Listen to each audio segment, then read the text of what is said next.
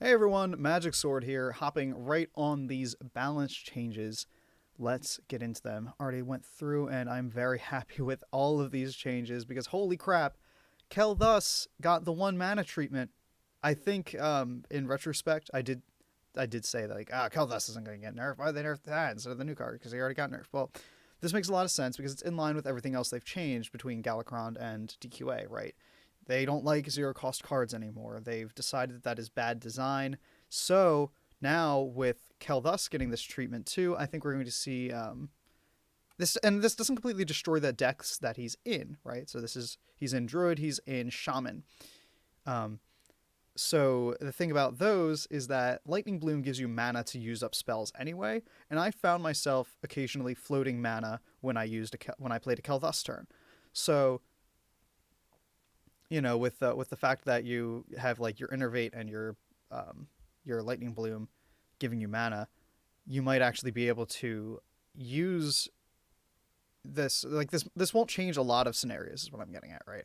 So I think those decks will still be viable. Maybe not the Shaman one so much. Definitely the Druid one. Druid one's still going to work.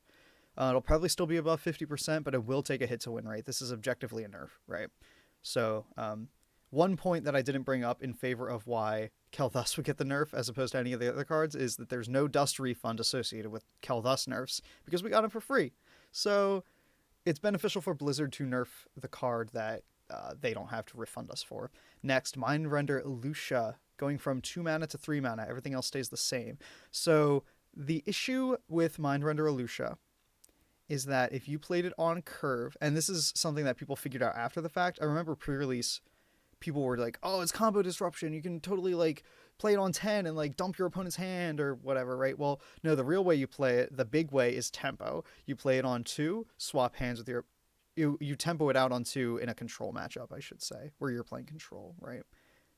So you play it on 2, then your more aggressive opponent skips their turn, and they draw you a card, right? So this coming out a turn later matters a lot for those aggro matchups. This is actually a very substantial nerf.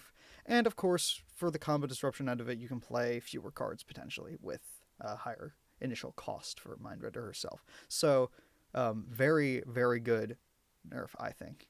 Those are all the card nerfs, though. So let's go into Battlegrounds. I agree with all of these, unless I forgot something, in which case I don't agree. So first of all, this is the happiest and saddest day for Kripp. Gentle Megasaur has been removed. Arcane Cannon has been removed. I'm coming off of a stream where I was going to end the stream anyway, but I definitely rage quit a Battlegrounds game where my Arcane Cannon could not hit anything, and my opponent's Arcane Cannons destroyed me every single time. So absolutely love this change. Arcane Cannon was ridiculous. It was random. It was sloppy. It was not fun to play against. Gentle Megasaur being removed. Yeah, Murlocs were the definitive only good endgame build. No, they're not. They're still fine endgame. They still scale really hard. You can still give them poisonous. They don't have Divine Shield anymore. That's very significant. I think we're going to see a lot more variety in the meta now for late game builds. Especially, it seems they're pushing beasts. They've really buffed. Well, they've really changed beasts a lot, I should say, but mostly buffed, right? So, just a +1 attack on Saurolisk. That doesn't seem necessary to me, but it's probably a good thing generally. Rat Pack. I've been saying this forever. Push Rat Pack to tier 3. Push it to tier 3. It is too good. It is way, way too good to be a tier 2 minion. It is such a good way, especially with Cannon. It was way too good, right? Now, if only they could... I understand that they try not to change cards from how they appeared in Standard to make the game more approachable to people who played Hearthstone before, but they need to keep Rat Pack as a 2/2, make the Wolf a 2/2, and make it available on tier 2. As a 3/3, it's too good to be available on tier 2, but it's also just way too weak for a tier 3 unit. Pack Leader brought down to tier 2. That is kind of surprising, but definitely a big buff to early to mid-game beast comp, right? Because you're able to get that high attack much sooner. This is coming out 3 turns sooner now, right? That's huge. Monstrous Macaw, still in the same tier 3, but it's got an attack and a health buff. That's pretty good. I didn't think really it needed a change. I felt like it was really valuable for its just for its effect. But the bonus health can help it survive, like right when you buy it on tier 3, right? So like the mid game there, can really help you can help it survive like a weak token hit or something, right? Um, Overall, I don't think this is going to be super impactful, but more stats is more stats, so I'm not going to complain about it. Primalfin now gets brought down to tier 4, and now only discovers minion from your current tier below. Before, you could get Amalgadons off of this, right? Let's say you get a Primalfin as your off of a Goldrinn, so you're on 4, you get a Primalfin, you can get an Amalgadon. Not the case anymore. You need to be on tier 6 to get that Amalgadon. You need to be on tier 5 to get anything reasonable. This is a pretty significant nerf, only being able to discover below, but on the other hand, being able to discover that tier sooner is really nice, because sometimes you don't want Begurgle, sometimes you just want Cold Light Oracles, right? And the same stats and everything. Like maybe you'll just, I don't know. This is an interesting one. I think it could overall be a positive change, but it's hard to say for sure. That high roll potential of getting an Amalgadon was really nice. Nat Pagle, a huge problem card. The only other thing I think they need to address now is Boat, potentially. But Nat Pagle, now, instead of generating that treasure chest, he gets you like a Rafam thing. Is my mouse dead? I think my mouse might be dead. Anyway. So instead of summoning a 0/2 treasure chest on overkill, it says when he attacks and kills, so he doesn't need to overkill anymore, you add a random minion to your hand. So he still has that big random factor, but he doesn't swing the board, and he doesn't make you deal like 20 extra damage to your opponent. That was the big problem, is he would generate huge guys that would just absolutely body your opponent, and it wasn't fun. And you'd be like, man, sometimes you're like, oh, I hope my Nat Pagle actually destroys them, right? Like you could have a totally otherwise unwinnable matchup, but you would have a 1% chance of just destroying your opponent with it, right? So back to beast changes. I guess they were sorted by tavern tier. Mama Bear is brought down to tier 5, or from 6, and it is a 4/4 instead of a 5/5 buff. That's fine.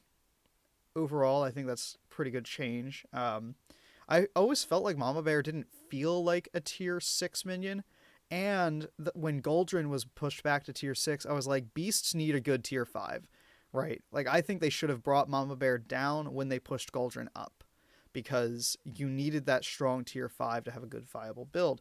I also felt that Goldrinn was a little weak for tier 6 when they just pushed it back. I think the Death Rattle being buffed up a little bit is probably enough. Now let's go to hero changes. So Vashj has been removed, which is fine. I've played her once, I think, maybe not even. Captain Eudora, she needed the nerf. She was in a tier of her own. If you looked at the HS replay stats, she was the only tier 1 hero. So bumping her dig back from 4 to 5 is huge. A lot of games, sometimes you were like, oh, can I get my 3rd dig in when it was 4, right? Because that's a turn 12 or 13, depending on how aggressive you are, dig.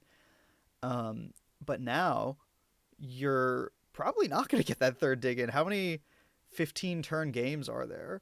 Or rather, how many 15 turn games are there that you're willing to invest 5 gold over the course of 5 turns to try to get a gold in that might be useful, right?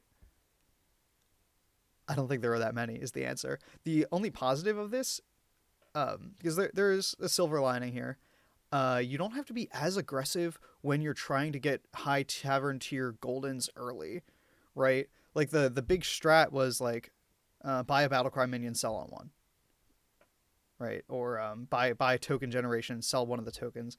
Then you really aggressively, you have 1 or 2 minions up until your 4th dig. But your 4th dig happens when you're tavern tier 4.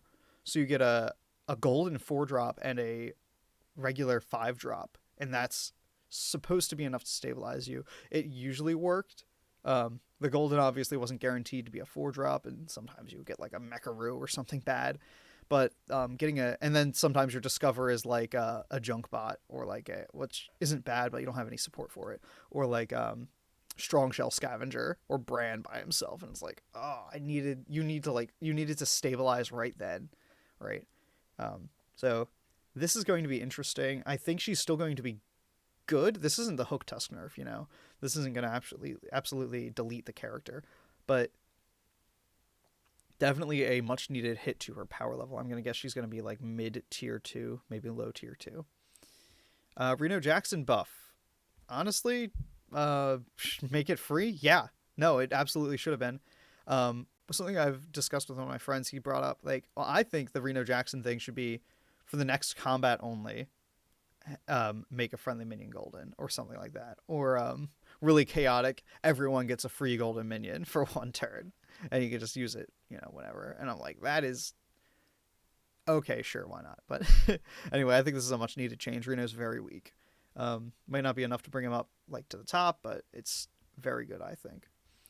All right, Lich King, similar treatment here. It is now 0 mana for Reborn Rights. That's really big.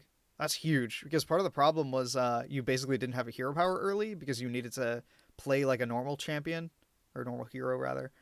You know, buy your guy on 1, tier up on 2, sell your guy on 3, and buy 2 tiers. Tongue twister. You know, so you had a very normal progression, but your hero power basically never saw play. Well, now you can use it in those early turns, and that gives you a big advantage. I think this is going to shoot Lich King up, like, a lot. Also, Galakrond. Galakrond's Greed now freezes the minion added to Bob's Tavern, so you don't have to freeze the whole board to do it. That's incredible. That makes Galakrond a real hero instead of just a meme. And then we just have some minor bug fixes here. So, visual bug with Archwitch Willow. Oh no, so many people were playing her. The South Sea Strongarm. This actually matters to me. That really bugged me. That like low res art where she's like blonde. I was like, what? Where did that come from? Casting Puzzle Box of Yoxaron with her Autogore on board would cause the game to freeze. Did not know that existed. That's a pretty severe bug, and a few technical bugs that would cause that. I have heard a lot of game crashes recently, so that hopefully resolves most of those problems. Well, anyway, yeah, these are some very welcome changes. I think I'm for Battlegrounds, I'm most excited for the removal of Arcane Cannon. I didn't hate that Murlocs were like the epitome of late game build, but I believe it was Kibler was once talking about it. He's like, it's not a problem that you have an ultimate late game build class. It's a problem that they're also a really good mid game build class. Once they added Felfin Navigator, I'm like, yeah, no, that's a good point. You kind of need to say like, look, you can be the late game or the mid game. You can't be both. In standard, well, you know, flip a coin, right? I think I'm more excited about the Kael'Thas nerf. I know a lot of like high level, I mean very, very high level Legend players, like top 100, were complaining about Mindrender.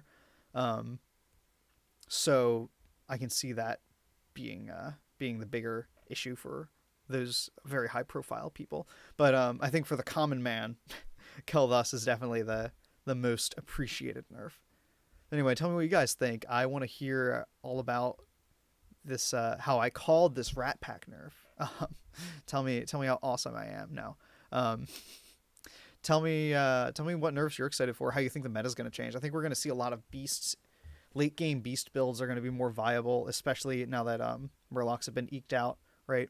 So, and I'm sure everyone's ecstatic over the Eudora nerf. So, yeah, tell me all about it in the comments, and I'll probably upload more regularly again, I swear. So, yeah, see you guys then.